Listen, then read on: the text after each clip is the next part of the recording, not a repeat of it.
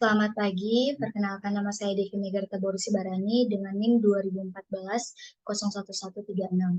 Di sini saya akan menjelaskan tentang Transformer Network yang merupakan salah satu algoritma dari Neural Network.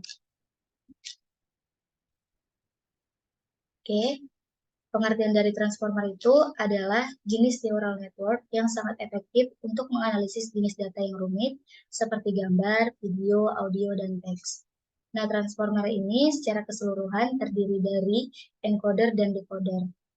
Apa sih keunikan dari transformer ini? Jadi keunikannya itu terletak pada mekanisme attention, yang mana melalui mekanisme ini dia memungkinkan si transformer untuk mengakses semua bagian dari masukan sekaligus, sambil memperhitungkan tingkat relevansi setiap bagian dengan output yang dihasilkan.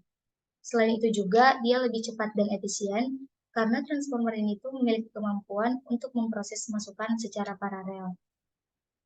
Nah, untuk bobotnya, dalam model transformer, bobot mengacu pada nilai-nilai yang diberikan pada koneksi antara neuron dan jaringan. Bobot ini dipelajari selama proses pelatihan dan menentukan pentingnya setiap fitur input dalam memprediksi output. Dalam hal ini, dia mencakup embedding untuk token input, parameter dari mekanisme attention, dan parameter dari feedforward di encoder dan decoder. Nah, untuk threshold-nya, dalam algoritma jaringan syarat transformer, threshold ini tuh mengacu pada nilai ambang batas yang digunakan untuk menentukan apakah suatu neuron harus aktif atau tidak.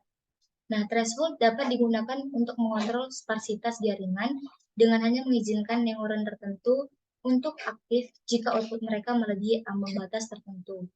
Dalam model transformer, ada beberapa cara nih untuk kita bisa mengatur si threshold-nya, seperti menggunakan threshold tetap yang sama untuk setiap neuron atau menggunakan threshold yang berbeda untuk setiap neuron.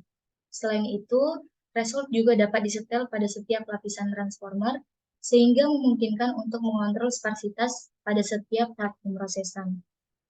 Untuk learning rate-nya, jadi learning rate-nya ini adalah hiperparameter yang mengontrol kecepatan di mana bobot model diperbarui selama pelatihan. Learning rate yang tinggi dapat menyebabkan model berkonvergensi terlalu cepat dan potensial melewatkan solusi optimal.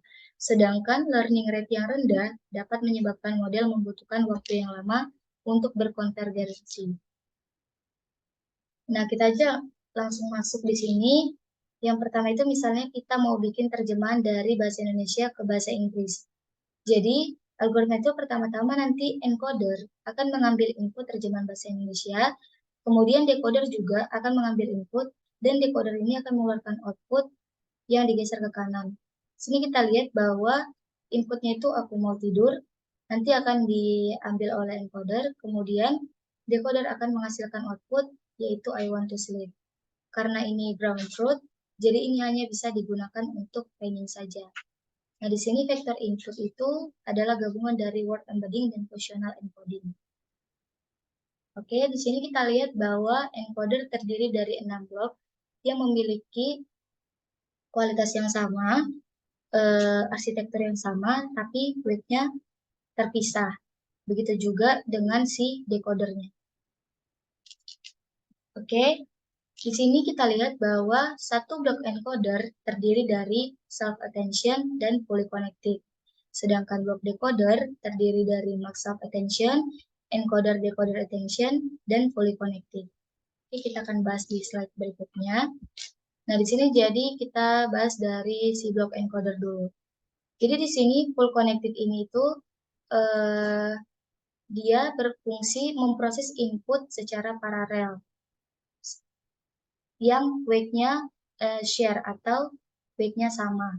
Sedangkan untuk self-attention-nya dia gampang aja. Jadi si self-attention ini akan memasukkan konteks. Misal dari kata pertama, maka self-attention akan melakukan perhitungan antara kata pertama memiliki hubungan apa dengan kata-kata lainnya, yaitu kata kedua dan kata ketiga. Begitu juga untuk kata kedua, kata ketiga, self-attention juga akan melakukan perhitungan yang sama. Sedangkan di sini kita masuk ke si blok decoder. Nah, blok decoder kan terdiri dari 3 tadi. Yang mana pertama itu ada max self-attention. Sebenarnya max self-attention itu hampir mirip sama si self-attention. Jadi dia nanti akan